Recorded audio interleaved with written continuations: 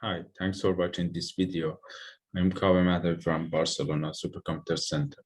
In this presentation, I will present our new method to extract the insight from the shape of the cluster to interpret the clustering result.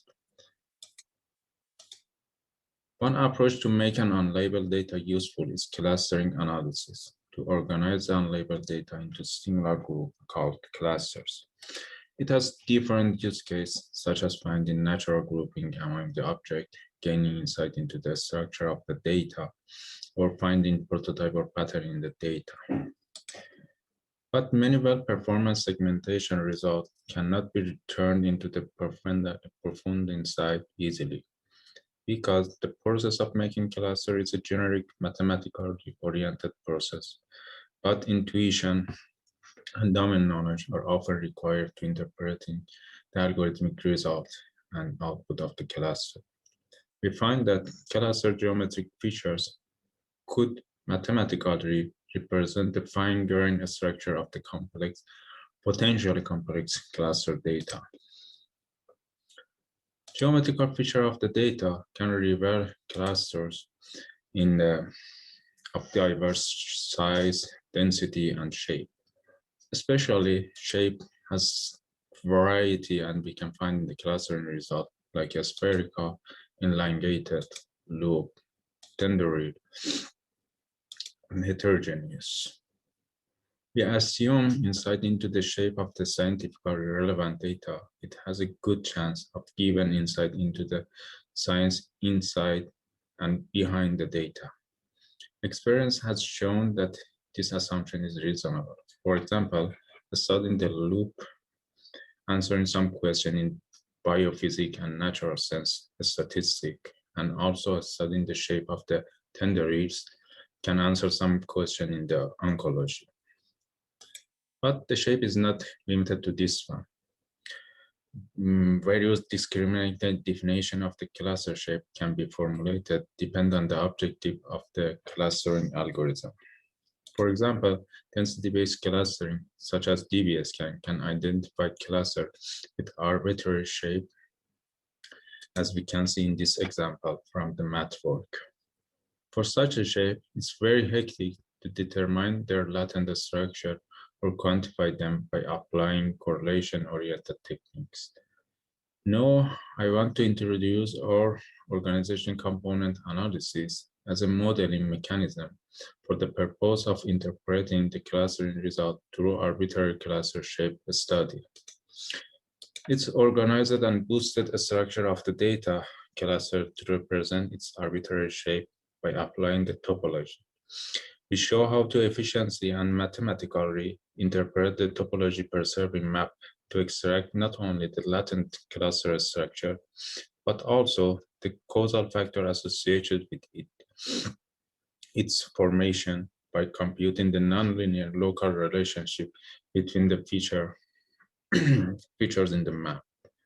For that, we introduce a new directional sequence similarity method to local quantify it. Moreover, our methodology is generalized and assumption-free, and it can be applied on any clustering result. Before I go through the details of our methodology, I briefly talk about the self-organization map that we use its leveraging in our methodology. This unsupervised nonlinear algorithm configures output vector into a topology preservation of the input high-dimensional data in a nonlinear manner, in fact. And it produces a boosted map in which data points with the similarity can be mapped to the same or nearby map nodes. Self-organization map can preserve local and global topological properties of the input data that follow and reflects the topological structure into the reduced 2D space. As a result, the output matrix with a proper neighborhood kernel can be more powerful than the raw data matrix for applying data analytics. So, well, with this background, we can continue with our methodology presentation. Imagine we have a data set D with M feature. During the pre-processing, we apply feature selection to obtain appropriate clustering output.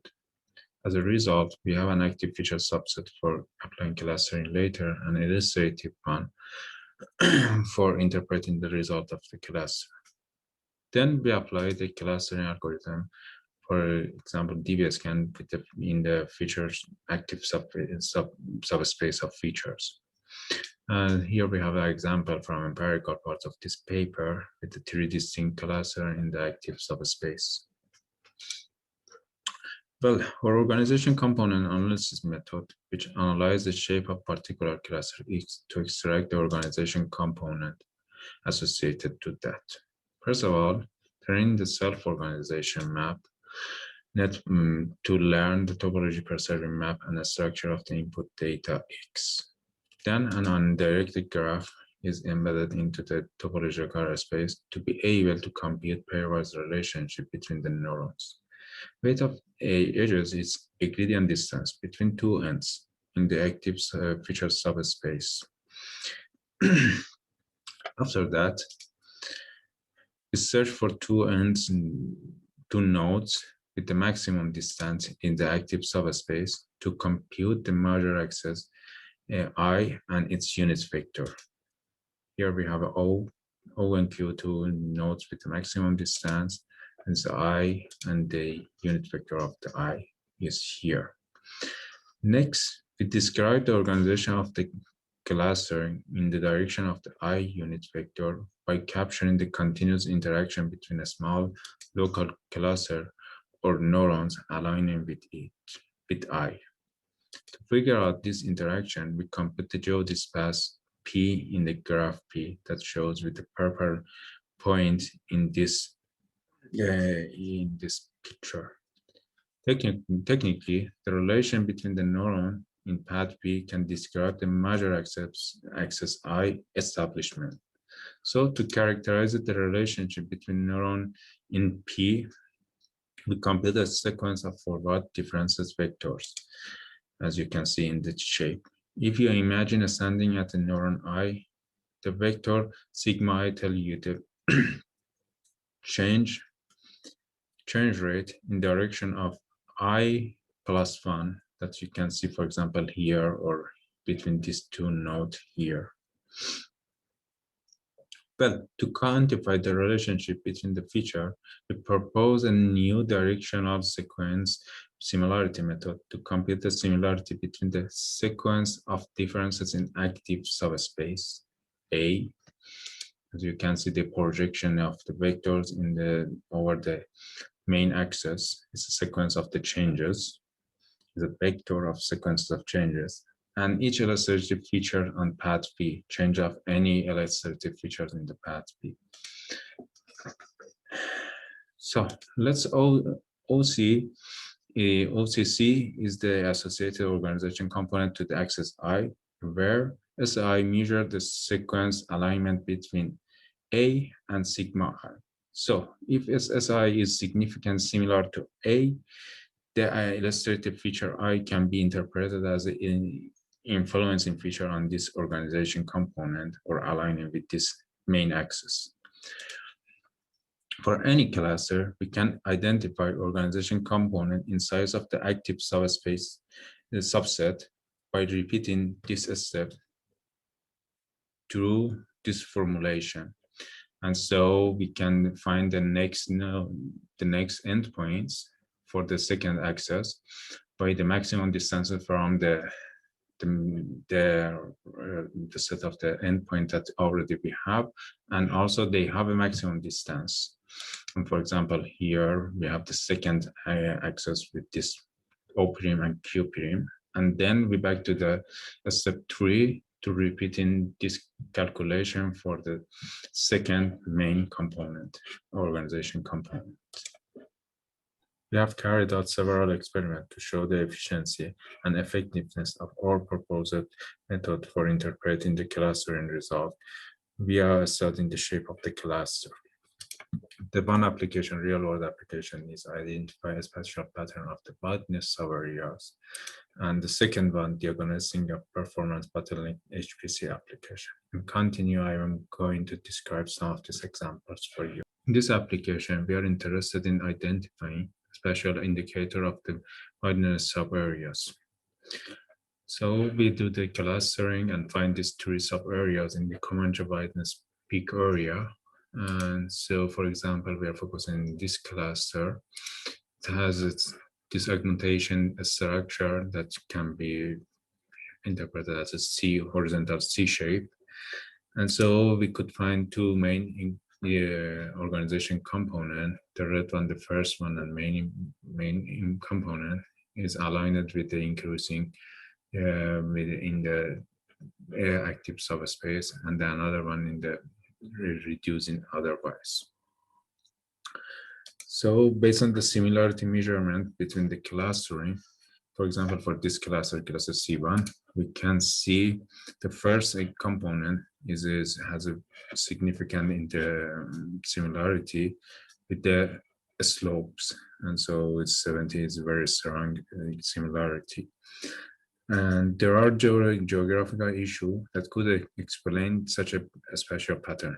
The data points that belong to this path is usually are from the Catalan soil family that geometrically positioned in mountain slope in nature. We also determine the horizontal distance changed to roadway can describe the SRL pattern associated to the second OCA, the blue one that we can see here. And the association data points to the OCA are mainly belonging to bulwark soil family that is geographically positioned in mountain facial spurs. And so usually facial spurs areas is ended up to flat area, which are appropriated place for the making the road. And finally, we apply the PCA, principal component analysis, and on the same data, and we can see the main two components, they didn't show any significant correlation with the blue two active features. It means there isn't any, we couldn't detect any good linear and established linear correlation between the component and the active subspace. We apply cluster analysis to identify different phases of the HPC applications. Normally, for example, in this plot, we can see 4 different phases of the stream application benchmark. And so when we are doing the DBS scan clustering over the IPC and instruction completed. We are interested to know the bottleneck of this special phase of this application. So we are applying the organization component analysis and then define this two main components. One is aligned and so changes over this direction of this axis. But this component is aligned with the increase in the performance of the application. And another one is describe the different level of the instruction that cause some generating some small subcluster that we can see here, at least 3. And so when we are taking a look at the directional sequence of similarity, we see the most similarity and most bottleneck or that cause effect and cause and effect over the performance of the application is overlapping between the resource in the sockets and so on the sockets. And on the other hand, the things that cause this separation in the cluster and sparsity in the cluster, it should be different level of the cache misses in the level 1 and level 2 cache misses during the runtime of the application. We have presented a new topology-preserving approach to study the complex and arbitrary shape of the cluster. As cluster analysis identify a region of high-density area in the data, our method is able to extract fine-grained insight from the shape of particular cluster. By the leveraging of the correct topological preserving map as a modeling mechanism, we can generally apply it to study these geometrical features of arbitrary cluster shape to compute the nonlinear relationship between features. Also, we propose a novel directional sequence of similarity method to compute the similarity between two sequences of changes to quantize the relationship between the features. Thank you for watching this video.